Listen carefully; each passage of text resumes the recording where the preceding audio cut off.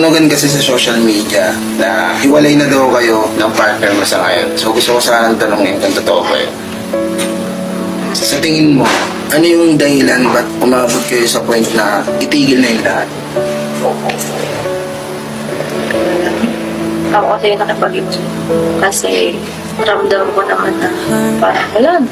Paano mo siya naramdaman na wala na? I mean, may problema ba kayo? Siyempre, hindi naman kayo mag-iiwalay ng wala kayong problema. Sa ano ko kasi ngayon, sa time ko kasi ngayon, parang ang hirap intindihin yung sarili ko. Siguro napagod na siya kasi nangyayari ulit sa akin. Pero maintindihan, parang baliw na halos pati sarili ko, inaayawan ko na nga. Tapos hanggang sa nung nakaraan, kaya kami umuwi na Mindoro kasi kinakausap ko siya. Walang wifi doon, wala lahat. Yung parang ang tanging lang namin magagawa doon, mag